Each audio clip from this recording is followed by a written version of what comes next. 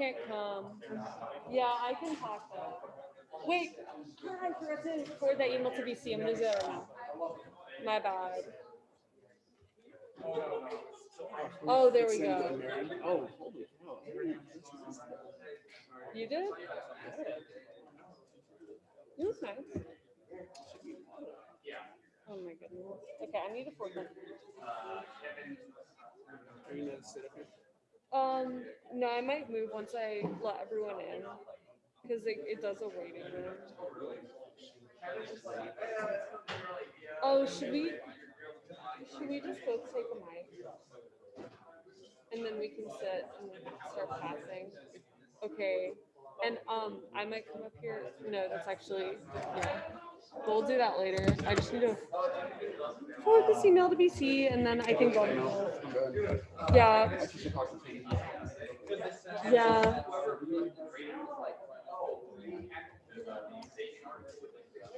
The past.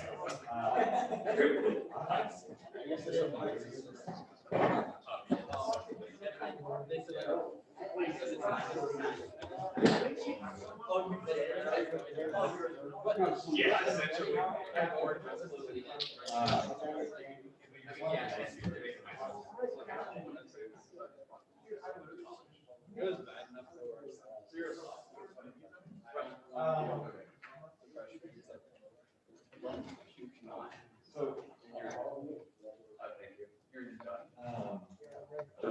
Yeah, someone just emailed me about the Zoom link. Oh, okay.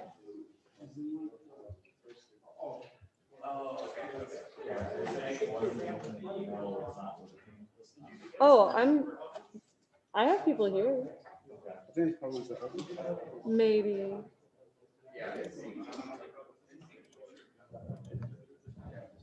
Let me know.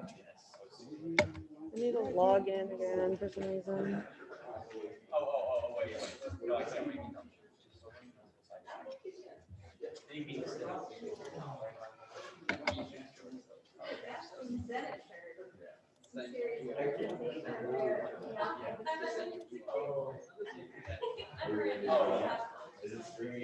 Yep, it's streaming. I'm gonna email you the Zoom link and you can.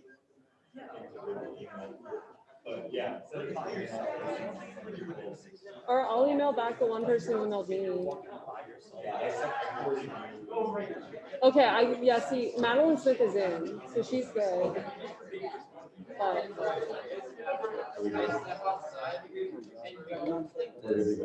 yeah. Hi, friends. Happy Earth Day. And this meeting of the Student Senate is hereby called to order. So we'll begin, as always, with prayer. Sorry, let me get our prayer pulled up. So a special prayer for Earth Day in the name of the Father, and the Son, and the Holy Spirit. Dear God, we thank you for all of creation. We ask your forgiveness where we have failed to be just stewards. And we now ask for your guidance in restoring the face of the earth. May we learn to live in harmony, safety, and just sharing of resources among all, so that we achieve the kingdom of God here on earth. Peace to this community, peace to this land, peace to all people. We pray for all of this through the intercession of Saint Kateri Tekakwitha. Amen. In the name of the Father, the Son, and the Holy Spirit. Mary, we'll move right along to roll call. Elise, could you pass me a mic?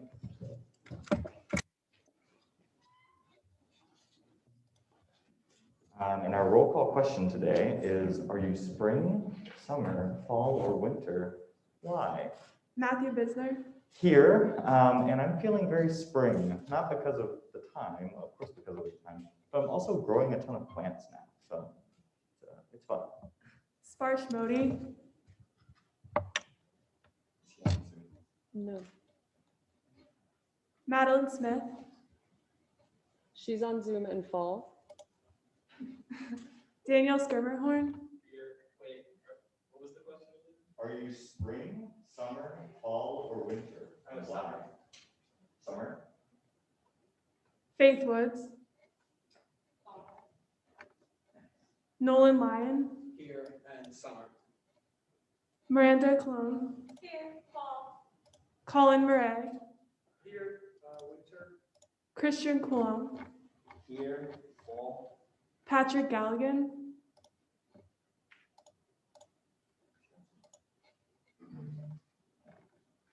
Annika Barron. I'm filling in Paul. McLean Farrell. Here and Summer. Emma Eckstein. Here, Summer.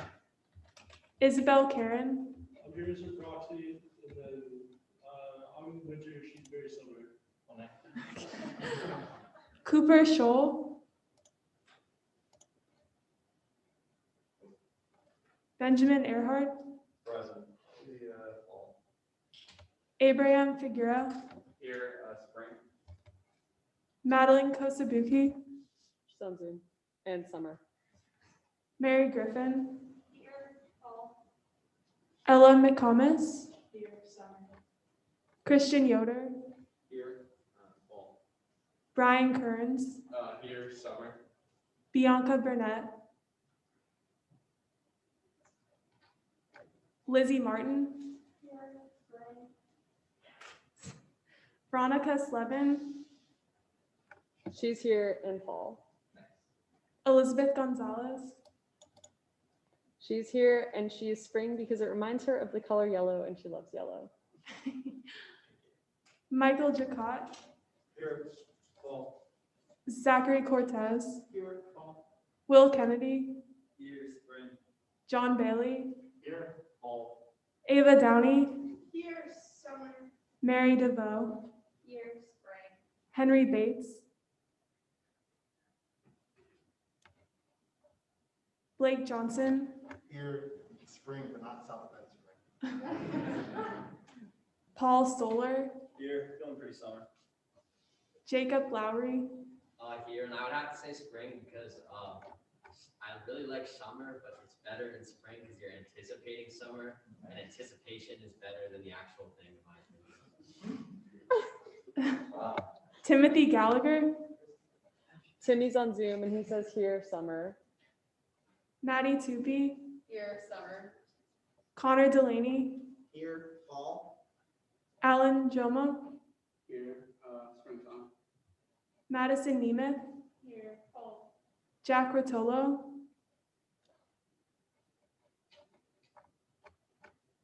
Alex Bazin. I would say I'm here, but I would say spring. Minu Selvin. Here, Spring. Kate McLaughlin.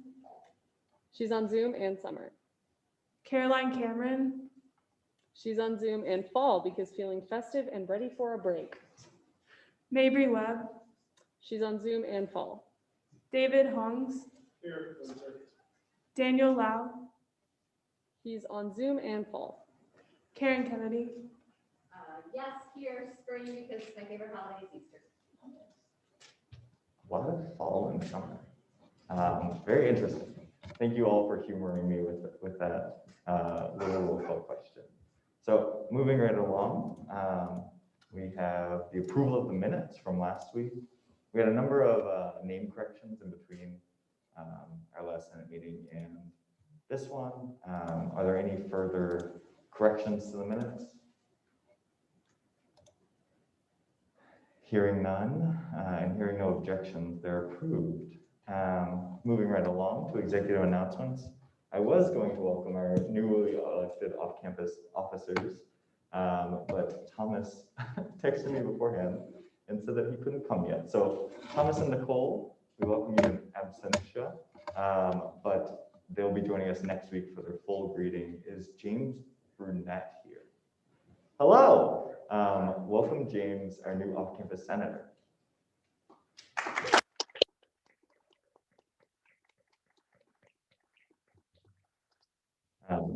James, Thomas, and Nicole will take over on March 1st. So we're looking forward to welcoming them into the Senate community. Next, Alan, Alix, and I were part of our first meeting of the Student Advisory Group for Campus Reopening, which is an advisory group that loosely has advised student life, residential life, university operations throughout the COVID pandemic. We joined in with Rachel, Sarah, and Aaron this past week to be part of that meeting, and I wanted to give you a couple updates. The name of the game right now seems to be commencement and senior week, and there's a lot of energy and buzz around what that's going to look like, especially as second doses start coming out.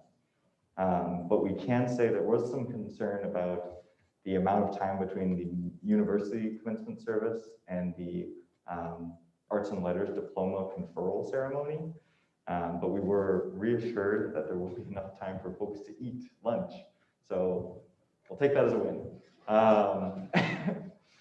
In addition, there's a lot of talk about events, whether that be baseball games or other senior week events for our graduating seniors. We don't have details at this time, but we're looking forward to those as they come out. The condition for those happening is 90% senior vaccination for that second dose. So senior friends who may be joining us, please make sure that your other senior friends and yourselves are getting that second dose to have those commencement and senior week events.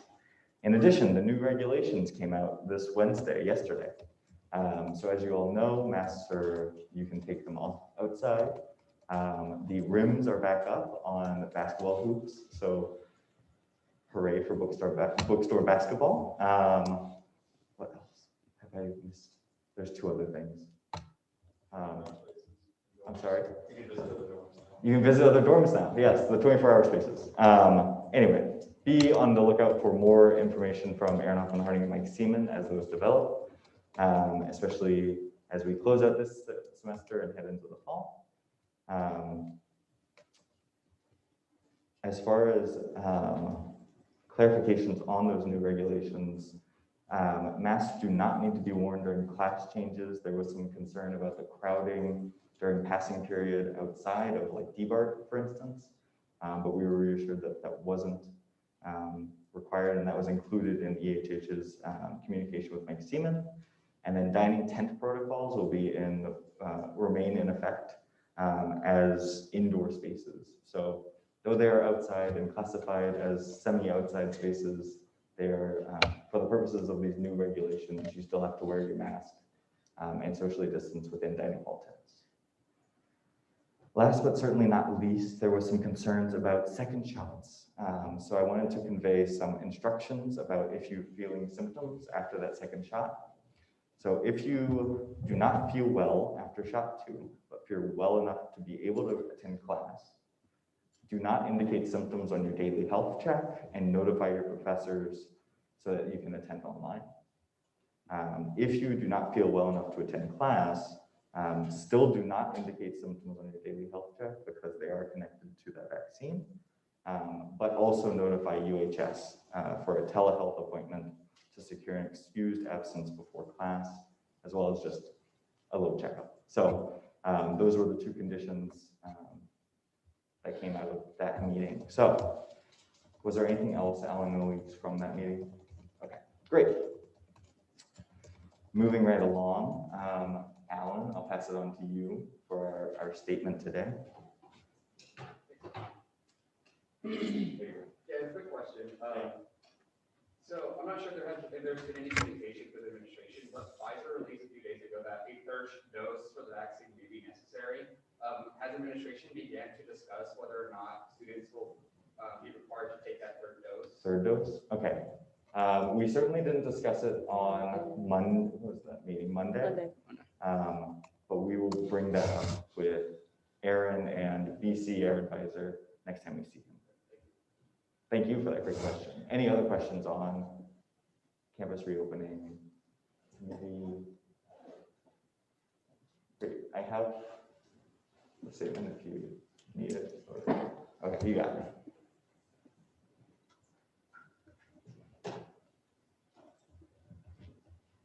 This is a statement on the guilty verdict for Derek Chauvin. Yesterday, 2 days ago, with a guilty verdict for Derek Chauvin, we can take a breath of relief that the murder of George Floyd will not go unpunished. At the same time, this verdict is not the end of the fight. While it is a step forward in accountability, no amount of punitive justice will bring back George Floyd or the countless victims of police violence. Systemic racism and police brutality continue to affect Black and Brown communities throughout the United States, as we've seen emphasized these last couple of weeks, with the unjust killings of Dante Wright, Adam Toledo, and Ma'Khia Bryant. We cannot rest until we have a system that uplifts communities instead of killing them. Today, let us hold in our hearts the family and loved ones of George Floyd. His life mattered. In the cloud of the gospel, we know that we are called to uphold truth, justice, and the dignity of all human beings. As a student government, we commit ourselves to serve this common good. In the coming weeks, we will work with students to initiate regular conversations with the Notre Dame Police Department on student concerns pertaining to police operations and their use of force policy. We can only hope that these past year's events will drive us forward in the pursuit of true justice, where no life is lost to violence. Thank you. Any questions on that? Okay. Moving right along. Today, our general orders list is very light, but we are thankful to McLean for bringing this important discussion to the Senate. There have been a number of changes to Welcome Weekend procedures and operation, so we're welcome to have this discussion. As far as I know, we're pretty free to just be recognized and come up and talk. If there is a motion, you can certainly limit speaking time so that one person doesn't just talk interminably, but otherwise it'll be just a moderated caucus on the subject of Welcome Weekend changes. Madison, is there anything else procedurally that the senator should be aware of on the discussion? Okay.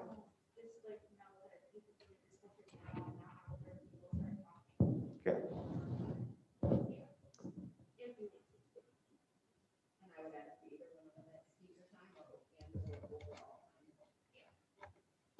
Are there either motions to limit the amount of time an individual speaker may use or time for the overall discussion? Ben? This is just a quick question. Yep. Is there a presentation happening before us, or are we just all discussing this topic very generally? This is not a presentation, it is an open discussion among the senators. And reminding me of what was the catalyst? I'm just wondering, what exactly should we be trying to aim at here when we're in our discussions? Yeah, so either you can aim to just talk it out and get the word out on Welcome Weekend changes, or you can talk with an eye towards specific solutions if you have any. Perhaps it would be good to start with McLean since you brought this to us. Again, any motion to limit discussion or speaking time?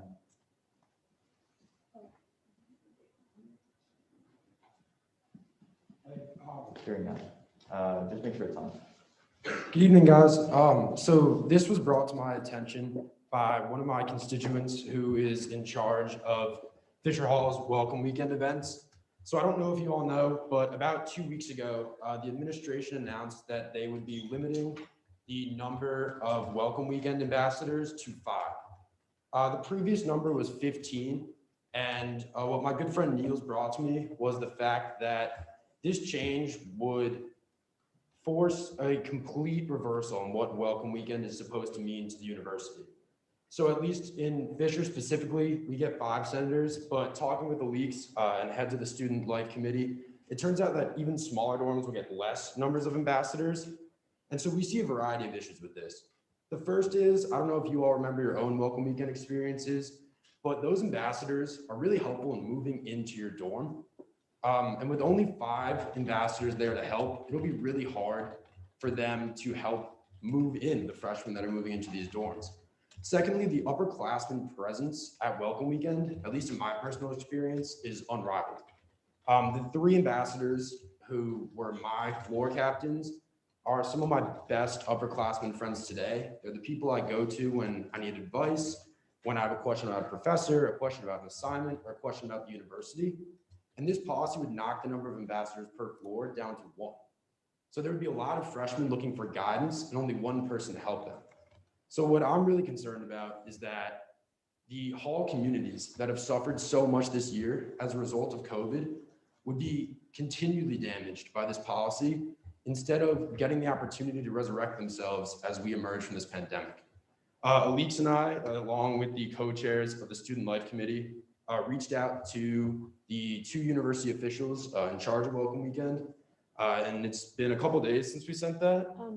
Yeah, I have an update on that. And we might have gotten a response, but as of earlier today, we had not gotten a response.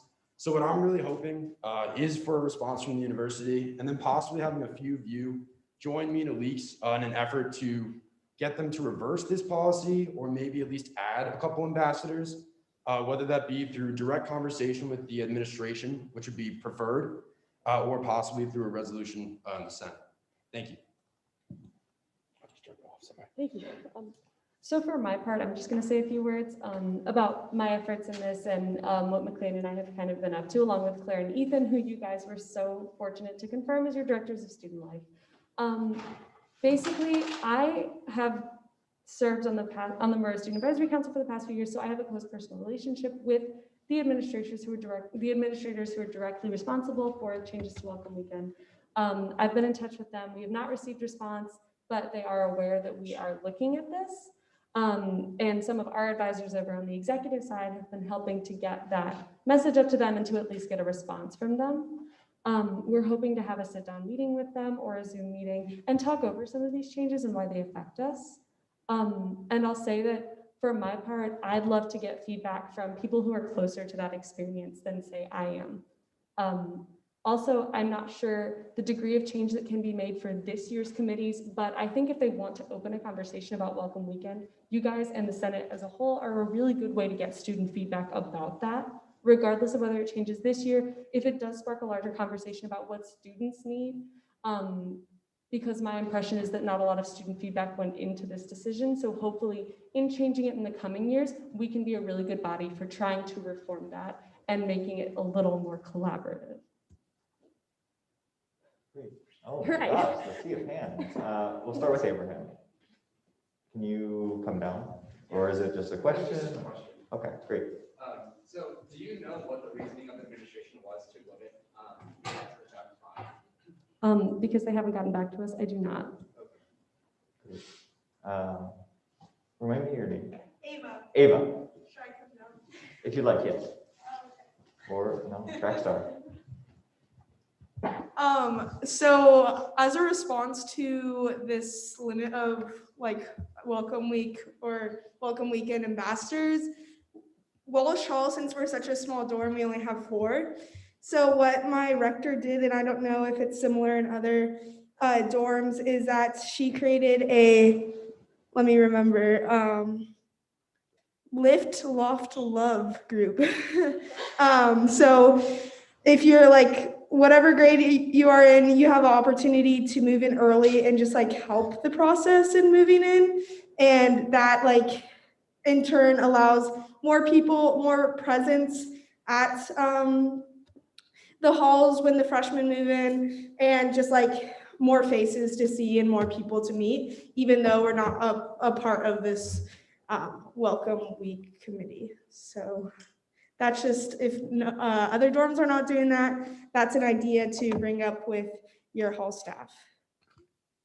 Great, thank you, Ava. I see Faith right behind you. Hello.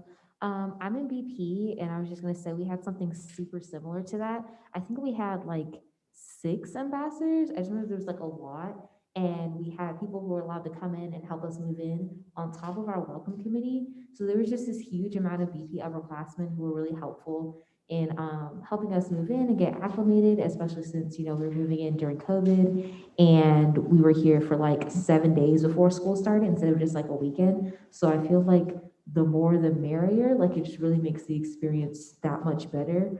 And I think it'd be, you know, even more enhanced in like non-COVID times. So I think we need to keep that number up, not take it down. Great.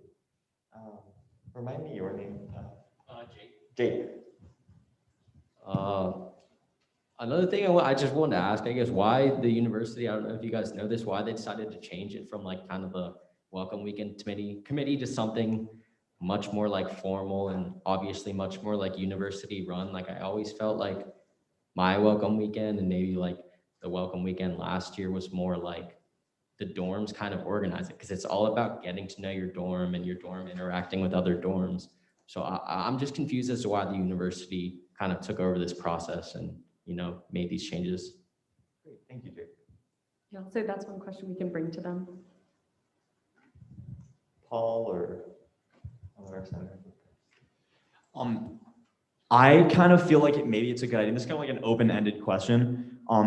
Like, do we think it's a good idea instead of trying to change what they've changed, right? To sort of like go back to the normal that we've been accustomed to, maybe to try to like find a loophole like we've been talking about.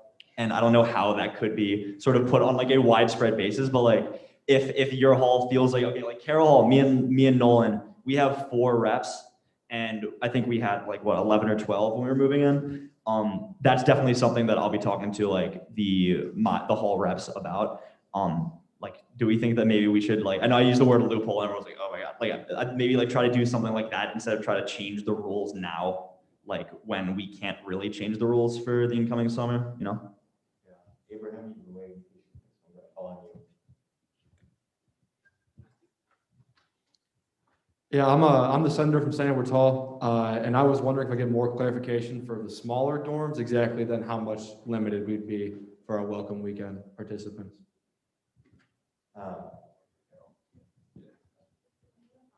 Just as, so at least maybe you can make that announcement. Yeah, so the way that they've limited it, if you guys didn't see those kind of like committee announcements and applications that were going around, is that you get 1 welcome weekend ambassador per RA. So in Howard, we have 4 sections, 4 RAs, 4 welcome weekend ambassadors, and 2 committee chairs. So that's 2 people leading that committee of however number of RAs there are in your dorm. Great. Abraham. Yeah, so to the individual that brought up the concerns from Fisher Hall. So seeing what we have been stating that the individual dorms can take initiative to essentially implement these like pseudo ambassadors, would that be sufficient to address your concerns, or do you need a complete overturn by administration from these regulations, or are there any propositions that you're asking?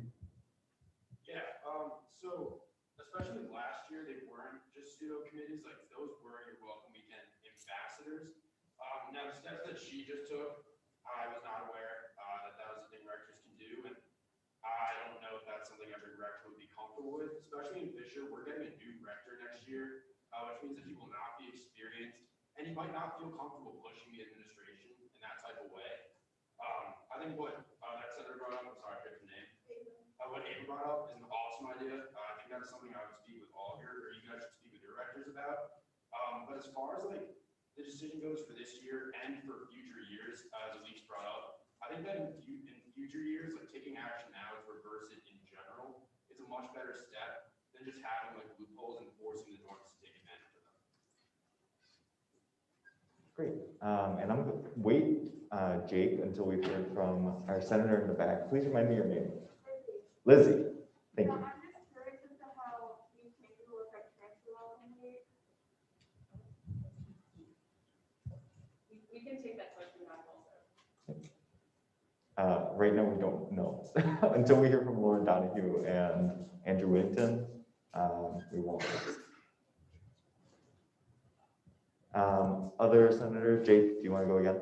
Great. Yeah, no, I totally like the idea of like these temporary kind of like loopholes, but again, I feel like if we get in the vibe of like doing that, it's just going to end up being that and nothing will ever happen. They just made this change this year, and there's no reason to let this change like go throughout the whole next year, because likely it'll probably go for another year. And it also creates some sort of like kind of hierarchy, I know, because like you look up to the 2 welcome weekend captains and you have the welcome weekend guys, and then there'd be like a 3rd level of hierarchy, like, oh, these are just like the guys from our dorm that want to help. Like, and it doesn't feel right though. The whole idea is camaraderie, and I feel like the sooner we, take action instead of just trying to do loopholes would be a lot better, just since they recently like just elected like,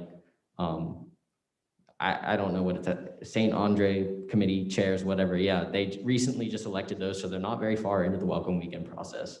And I think it would be very worthwhile to pursue this now. Right here. Is it Zach? Yes. So just kind of looking over like what they want us to do as committee members, like if a committee member is chosen, like they want us to plan events throughout the academic year. So like, what exactly does that look like? Because it's not very specific what that is.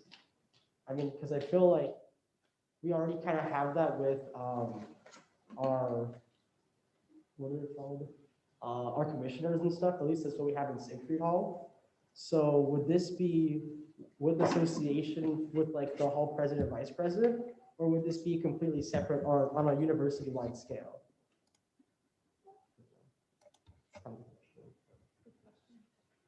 I'm not sure I have an answer for you. Danny? Yeah, I just say like, I feel like we need to get a little more information as to why the university did what they did. And then I think this is a great thing to bring to a resolution. I mean, there's really no reason why we can't have as many people as we want welcoming in the incoming freshmen, because I feel like that's just a great thing to promote dorm camaraderie. And like last semester in Bomber, like we came in and all we had was the RAs to welcome us, which was fine. But like, I would have liked to have a team that would have been just there to help us and to get to know them, get to know more upperclassmen. So yeah, I think this is a great thing. I would definitely support a resolution for this. Hi, everybody. My name is Nolan, and kind of going off what Danny said, kind of the general consensus I've got is everybody wants more people to help.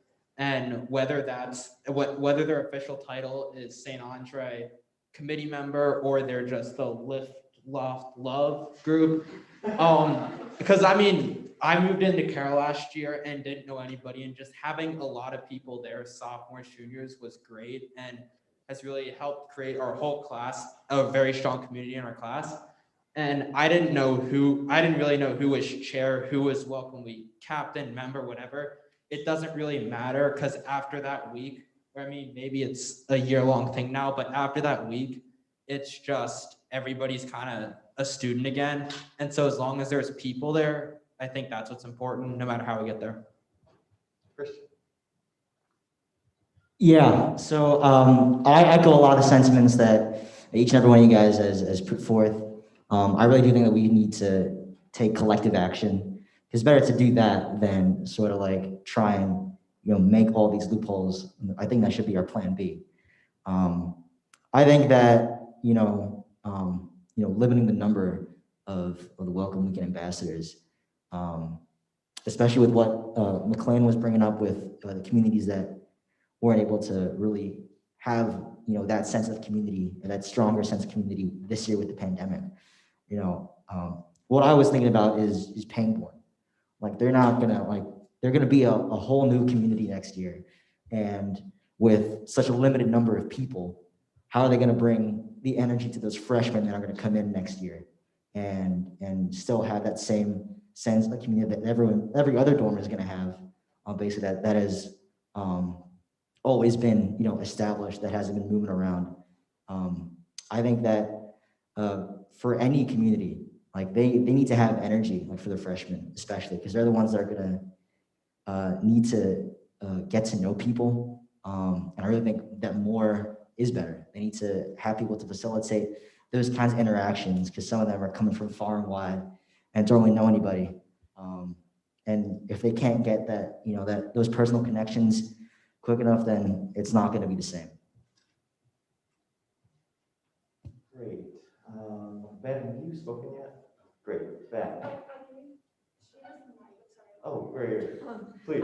I'm Mary. I just wanted to kind of like echo the points I know a few other people have made in regards to like the loophole as opposed to like creating more of a formal decision. I think it's important to like create more of a formal decision, because then if you have like, I forget what your name is, but from Fisher, if you have like rectors that just aren't as comfortable like taking advantage of the loopholes or don't know anything, then you're gonna have like freshman dorms having a very different welcome experience, like welcome week experience.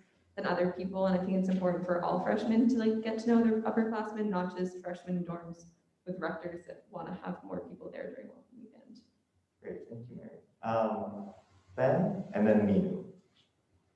Yeah, I kind of want to echo what the Fisher Center brought up. We in Keogh are also going to be receiving a new rector next year, along with new ARs, and 4 out of our 7 hall staff members will not have previously lived in Keogh. So I do agree that especially for us guys in Keogh, there is a concern that when you all talk about, you coined the term loopholes, or at least the unique aspects of welcome weekend and the welcome weekend teams from the past that each dorm has had. It is very likely that we in Keogh will not have something like that. The thing that strikes me about this, I feel like this is a decision that was made very quietly and then announced as if it was already there. And I'm looking through this. To be transparent, I have submitted an application to be a part of this committee. I think what the university is trying to do here is maybe normalize, in a sense, the welcome weekend experience, and I think there is benefit to that. At the same time, however, it does concern me that a decision like this that does affect, the first few weeks and first days, weeks, and months of a student's experience at Notre Dame, that a decision like this was made without seemingly taking the input of the current student body that has already gone through the welcome weekend experience. And it does kind of strike a trend that we have seen before of the university making a decision and then we as student leaders having to be reactive as opposed to proactive. Us having to ask questions and trying to get responses as opposed to providing input and insight to help them make decisions that we feel benefit everybody and benefit both the interests that they're weighing versus the experiences that we have. That's a separate issue from this. But so I do think that collective action in the Senate through a form of a resolution or something like that is a great step. The other thing I think we should continue to pursue, however, and Alix has already done so, is initiate that conversation with the administrators who are running the welcome weekend programming.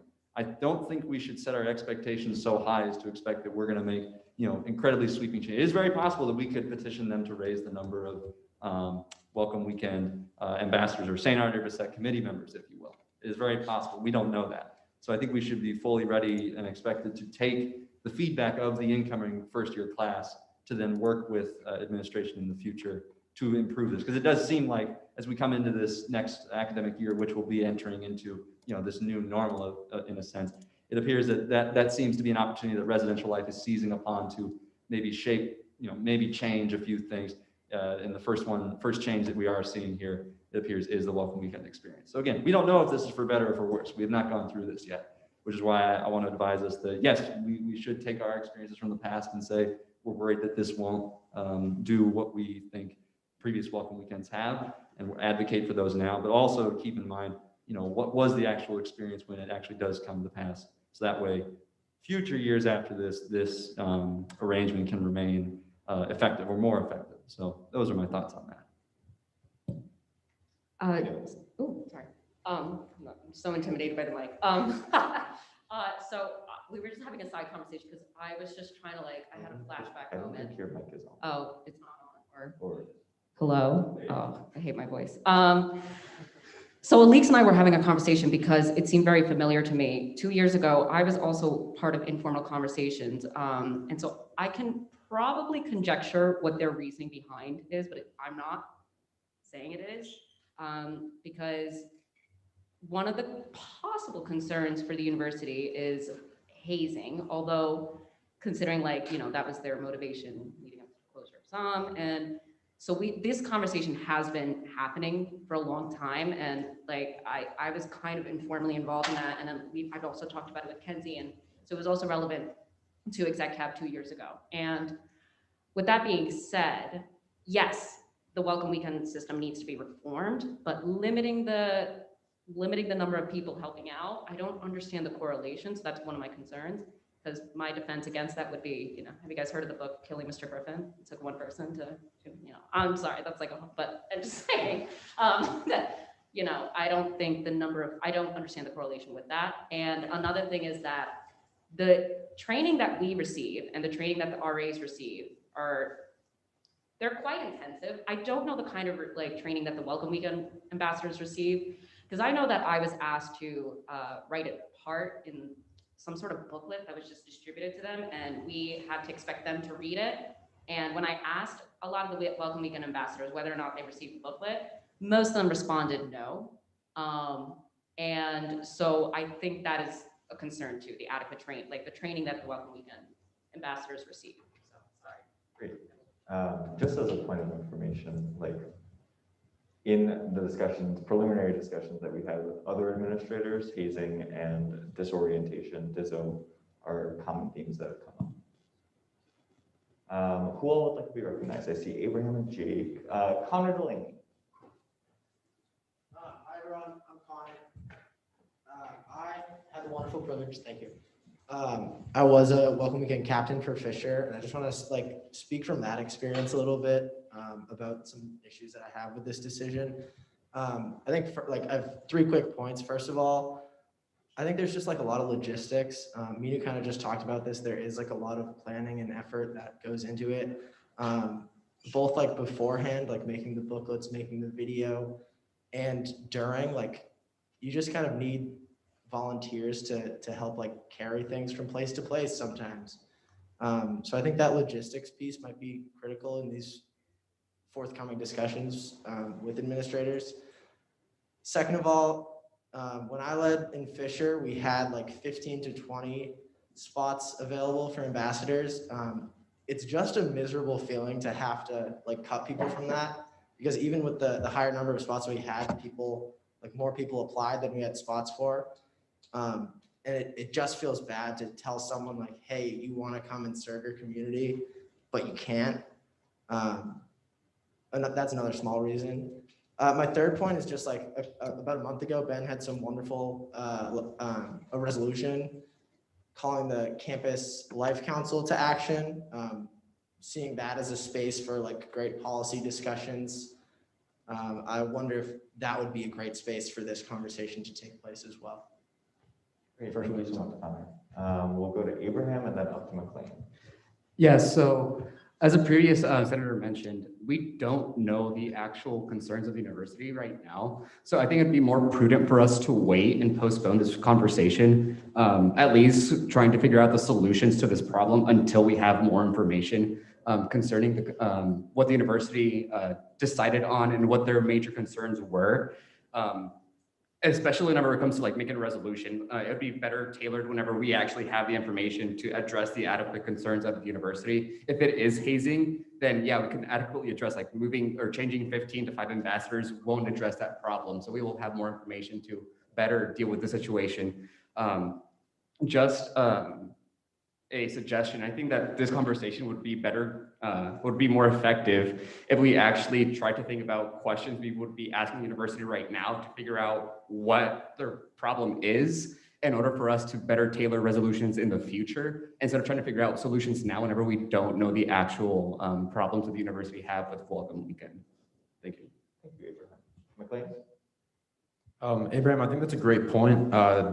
Me, Alix, and Matthew combined have a lot of questions that we would love to ask, and we really are hoping for a response from the university. I just wanted to address something that Minu brought up. I think she had a great point about hazing, because that is the very preliminary thing that we are kind of sensing, and the training of Welcome Week ambassadors. I've been asking around my dorm for people that have done it, and I know Alix had some experience with it. And basically, I think what we found out is the training is more or less you get a t-shirt and maybe get a booklet, and then you're kind of on your way. And so that is what we thought that we could tell the administration. Abraham, as you just asked, let's actually train. If your problem is with hazing, let's give training to the kids that are doing it. Maybe some small seminar, maybe some small video, but an actual meeting where you have to be there, and at least there can be some steps taken to prevent that if that is their fear. I also really wanted to address Ben's point. There is a student advice, I guess, committee for Welcome Week. And what we heard is that they were not consulted about it. So that is kind of some of the issue that I have, at least personally, is with transparency, because I think the majority of this body would agree that the administration has not always been transparent with the students, especially this year. And I think a lot of us probably ran on platforms of transparency. So part of the frustration for me is this is just another example of non-transparency with the students, where we really should be taking steps to, as many of you have mentioned in other conversations, fix the bridge between the administration and the students. Great, thank you so much, McLean. Emma? Yeah, I wasn't sure if this is already a requirement, but if that is one of the university's main concerns and we were to introduce a resolution, we could always push for a change to, for all Welcome Weekend ambassadors to be Green Dot and MSPS trained. Because then I guess you might be weeding out people who have bad intentions going into it. And then to echo my own experience from discussions with upperclassmen, I know that originally quite a few applied within Howard, and then I think originally 8 were selected last year, and then because of COVID, it was cut down to 4. And after knowing which upperclassmen weren't chosen and had to be cut, I can fully echo that my Welcome Weekend experience would have been better if I had been able to get introduced to these people first, instead of waiting a few months until we just naturally got introduced. So I would fully support taking action with a resolution or something along those lines as swiftly as possible. Okay, thank you so much, Emma. I see Zach and Ben and Jake. Is there anyone who hasn't spoken that would like to speak? Okay, so we'll go Zach, then Ben, and then up to Jake. Did you have your hand up? Paul. Zach is right there.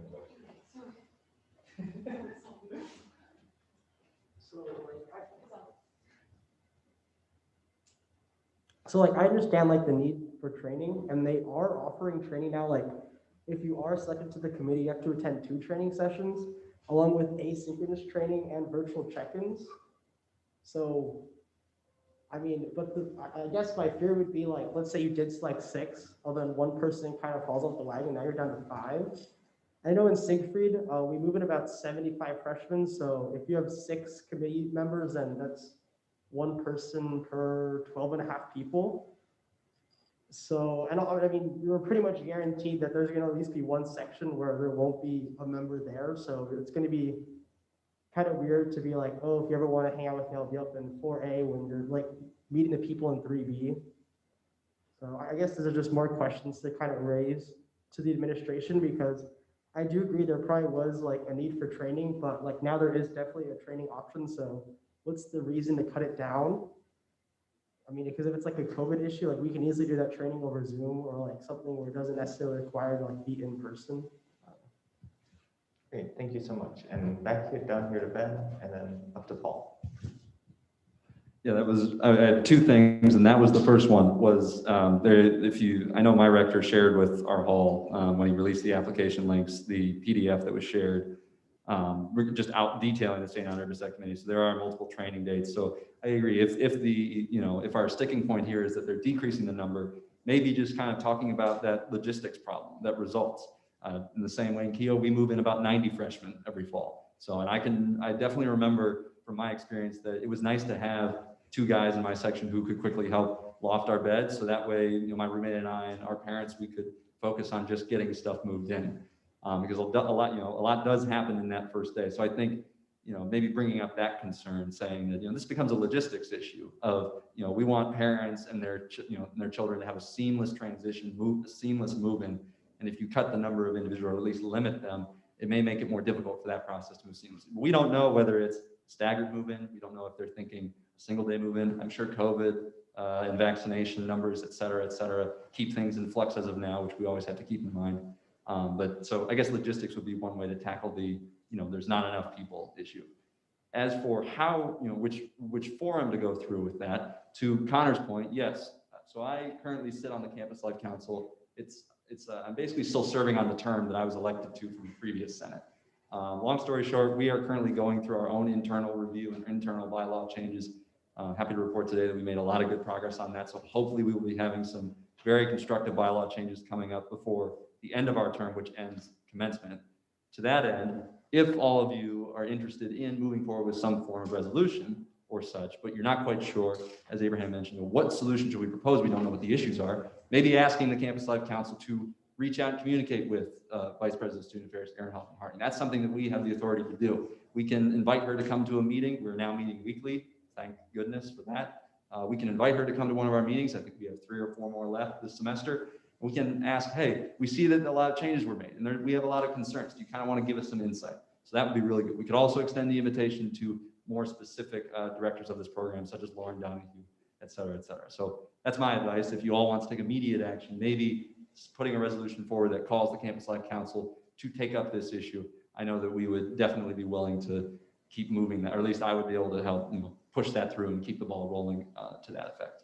Good. Thank you so much, Ben. And up to Paul and then to Jake. Are there any other people seeking recognition? No. Great. Super quick, question for Minu. Oh my God. Having said that you had like experience with this situation on the Campus Life Committee, and stating that you felt like there needed to be some type of reform, besides the lack of training and like the pamphlet that you would give people and no one would read, what was like the specific reform that you feel like needed to be made? So the reason why I was involved is because I screened. So people want to oh, sorry.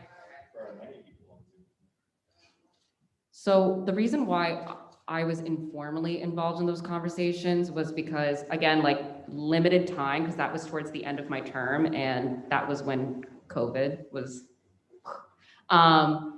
And so I was the director of faith and service at the time, and one of the other concerns was that some students had voiced, based on those like campus climate surveys, that they felt excluded during Welcome Weekend celebrations, and for a variety of reasons, and that could be related to differently. It could be, okay, maybe it had to do with your faith identity, which is why they brought me in. How can we make it more religiously inclusive? Because I'm Hindu, and I grew up in a Catholic school my entire life, and so I wanted to share my experiences on like what my high school did and my elementary school did, and what Notre Dame is doing well and needs to keep doing well, and what Notre Dame needs to improve on. So that's why I was tapped, like Kenzie and I would have these conversations. So that was the concern. Oh, sorry, Kenzie Isaac, our queen. She was the director of diversity and inclusion. She graduated 2 years ago. And so she was involved in that as well, in those conversations, which is why I brought up, I think that there was a variety of issues that needed to be fixed during Welcome Weekend. I just don't know if the solution that was presented is going to have a sustainable effect. But we will see. Thank you for that institutional knowledge, Mina. Jake, would you like to speak again? Great. Two things. First, I think it's a great point about like, preventing hazing and like disso and all that stuff.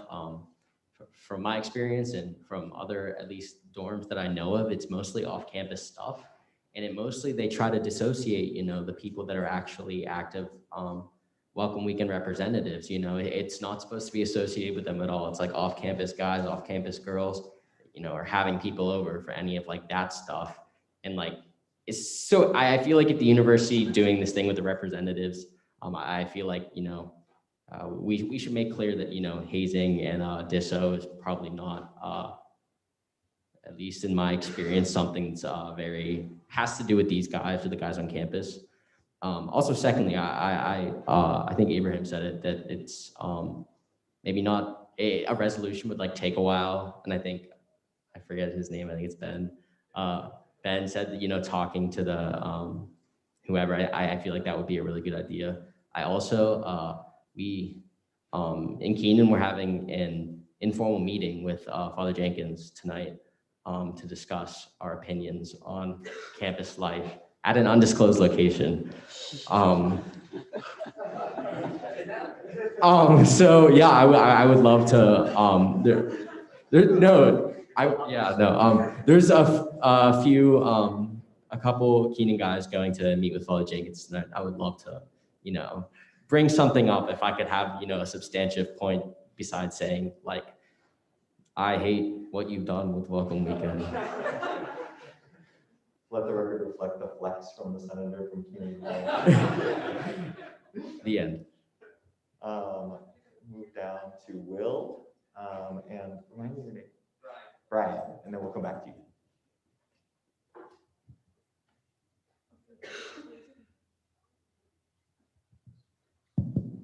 So my issue is that if like the administration's issue is like possible hazing or like people being not included and stuff like that, and if dorms are to like adopt the thing that Ava was saying Walsh is doing with like the just bringing in extra people to like help move in that aren't a part of the team, I think that just opens up the opportunity for these kids that have no obligations for a whole week that are already living on campus to do with whatever they want with the freshmen and encourage them to like go off campus with them and stuff like that.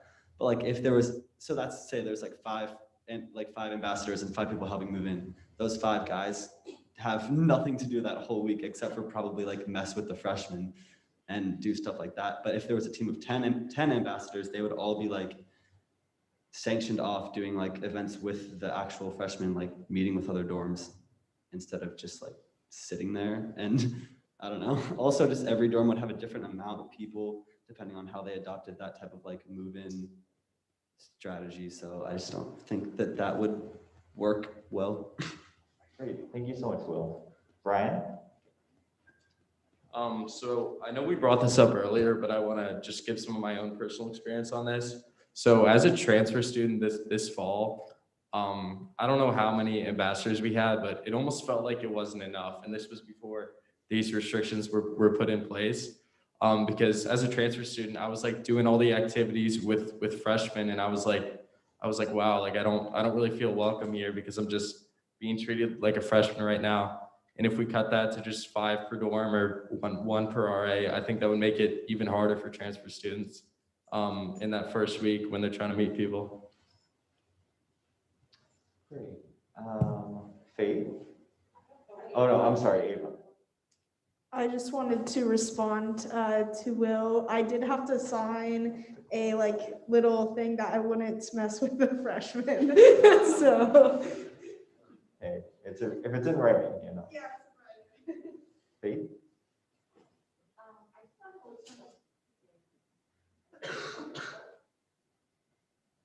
There we go. Okay. I just thought of another point as to why these numbers should be cut down. So the only thing that I didn't really like about Welcome Week in BP is even though we had so many people helping us, there was only one person of color.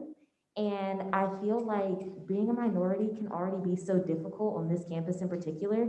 And so when you cut those numbers down to say 4 or 5, it's a lot less likely that there are going to be people of color present. And I feel like that's something that's like really important to see, especially when you're first getting here, because also the whole 7 days we were here before school started, they didn't tell us about MSPS, they didn't tell us about OSC, they didn't tell us about PRISM, they didn't tell us about all these really important resources that I know would have made such a huge difference for people like me and personally for myself had I known about them like at the beginning of the semester as opposed to like right before we left for Thanksgiving. So really narrowing those numbers, it's like, I really don't see, you know, especially from that angle, how that's supposed to help make this a better and smoother process and making freshmen feel more welcome on this campus, especially when you don't know anyone. Great, thank you so much, Faith, for that important contribution. Please remind me your name. Miranda. And then we'll come down to patient Abraham.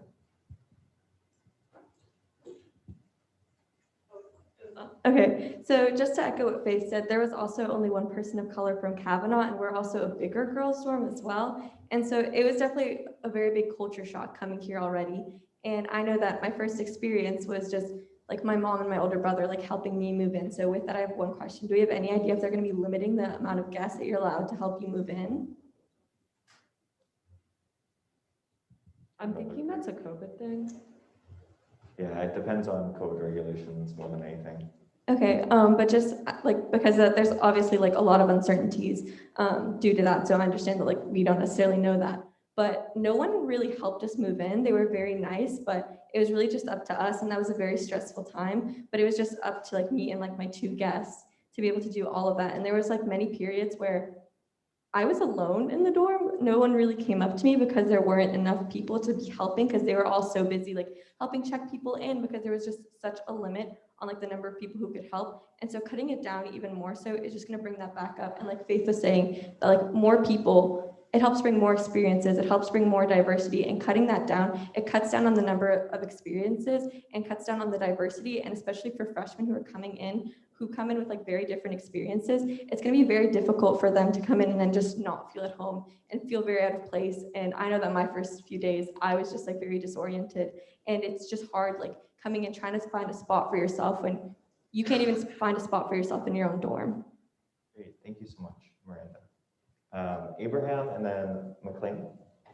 Yes, just listening to the rest of the Senate speak, there's obviously a lot of perspectives that you can take on this, or a lot of angles you can take on this problem. So with that being said, I think that what Ben offered in reaching out to EHH or someone in administration to actually come speak to us is something that would be beneficial to everyone here in the Senate.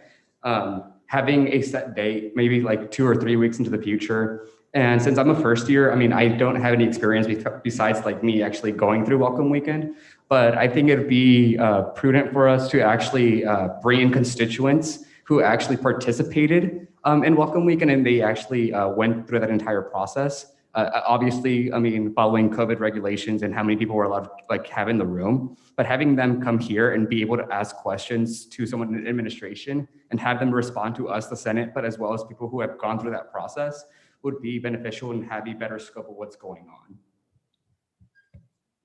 Thank you, Abraham. McLean. Abraham, I just want to clarify real quick. There are 2 people separate from EHH, Lauren Donahue and Andrew Whittington, that make these decisions. I know it's like super fun to criticize EHH for her choices, but this is not her realm. So I think I completely agree with your, it is her realm, but it's not her direct decision. So I completely agree with your sentiments, but there are other people that potentially Ben could be able to have a conversation with, which would be awesome. And then I just wanted to address Miranda's point. Officially this fall at Welcome Weekend, you actually weren't supposed to get help by your ambassadors. That was a COVID decision. My rector actually got reprimanded for letting them help us. So I just think what you just said is great testimony to what this decision will do. You said you felt like alienated from those staff members, even though they were there. So I just think, at least in closing for myself, a point that I'd love to make is thinking about that drive up to your dorm and seeing that flood of ambassadors come out, especially if you're upperclassmen that got to move in without COVID, what that felt like and what that welcoming experience felt like, as opposed to what Miranda just said, or like even less people in the future, what that kind of experience could do to a freshman who's coming here with no experience and who doesn't really know the campus or the people here.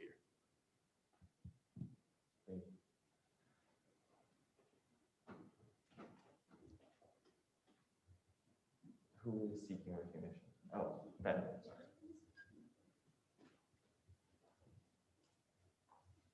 Just kind of a closing thought then. It seems like we're all kind of on the same page, I would feel. I think in terms of what our next steps could be, in terms of inviting someone to come speak to us, I think you certainly could invite Miss Erin Hoffenhardt to come to us. However, her schedule is very busy. So even with 3 weeks notice, it could be very challenging to get her availability to be able to come ask questions. However, someone such as Lauren Donahue or Andrew Whittington, people that we have already had individuals who are in contact with, that they might be people that we could invite.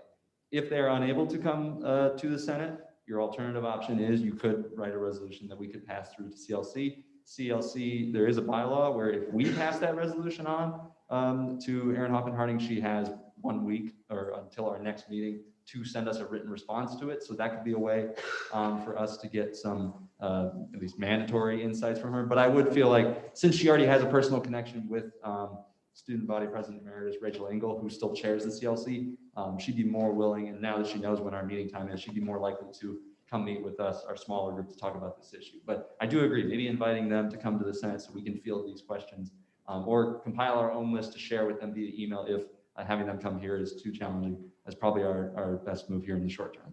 Yeah, just a quick straw poll. So this is not like an official vote or anything, but regardless of what the Senate or the CLC does, I know our student life directors are continuing engagement with Lauren Donahue and Andrew Whittington.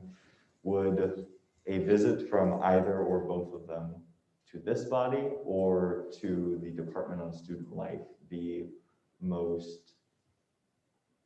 a best use of our time and of their time, do you think? So if you think that like bringing both or either of those administrators to the Senate would be the best option for us, raise your hand real quick.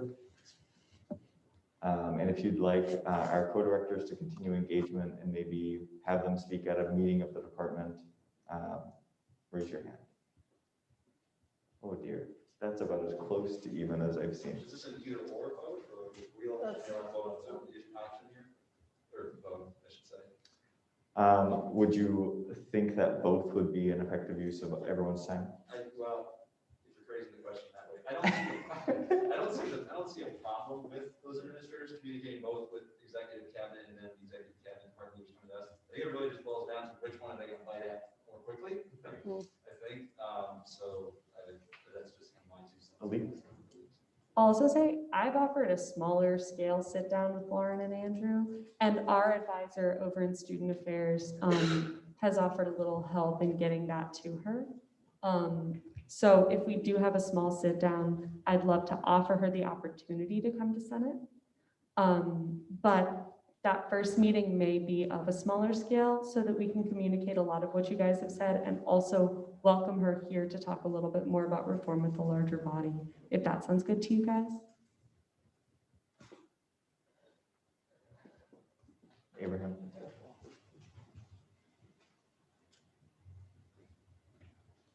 Yeah, I completely agree with that, Leaks. Having that first small step is absolutely vital, but I also feel like being able to bring our own constituency in order for them who have gone through that process to ask questions directly to see, or maybe they have certain questions that we possibly are not thinking of, those of us who haven't gone through that process, would be vital to understand their perspectives and the answers that administration has for their concerns. Great. So I think we've got a good set of next steps. We've got a number of new questions to bring to these administrators. Alix and our co-directors of student life are continuing engagement with these administrators. And you can continue to send us questions. Any of Alan, Alix, or I, and McLean as well, who's been sort of the impetus behind this discussion. So are there any other initial points of debate, or is there a motion to end discussion? Christian? I move to end discussion. Huh? I move to end discussion. Okay, is there a second? Second. Okay, all those in favor of ending discussion? And all opposed? Motion carries. We have now closed discussion. That's general orders. New business coming up in the very near future. Alan will deliver his first State of the Student Union address to the Senate. Just wanted to put that on your radar. Is there any other new business from the Senate? I didn't get any this week, either resolutions, discussions, anything like that, but just want to open the floor. Great. Moving on to announcements. Are there any announcements for upcoming events? Hey.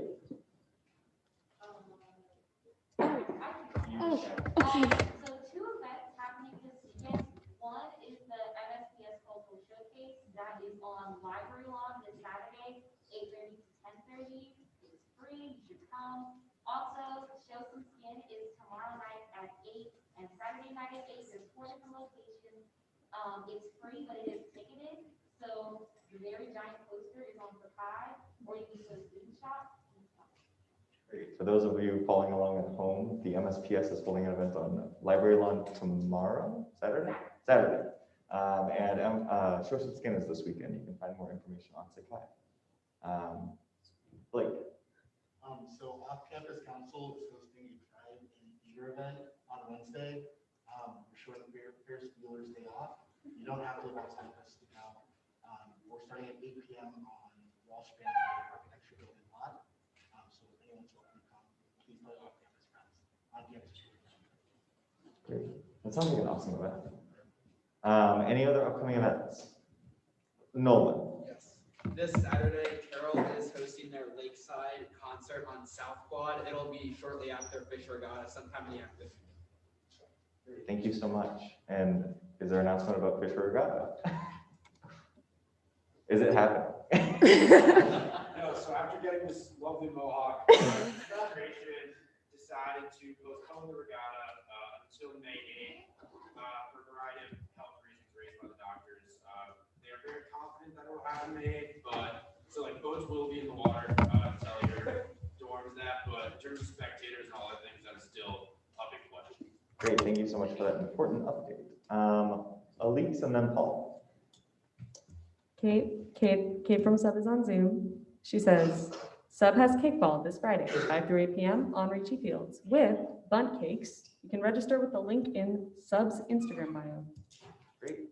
Paul. To specify, Lakeside's from 3 to 7:30 on Saturday, and since the regatta's not there, just come to the South Quad, you'll hear music. It'll be hard for that. Great. Emma. Yeah, the main event next Thursday, 5 p.m. outside South Dining Hall. Walk for More tomorrow, suicide mental health awareness. So, yeah, be there. Great, thank you. Oh, also the deadline to sign up for Dance Marathon is tomorrow, I think. So if you've seen that around and you're thinking about signing up, do so. Any other announcements? Hearing none, do I hear a motion to adjourn? I'll move to adjourn. Second? Okay, all those in favor? All opposed? All abstaining? Great. Have a great week.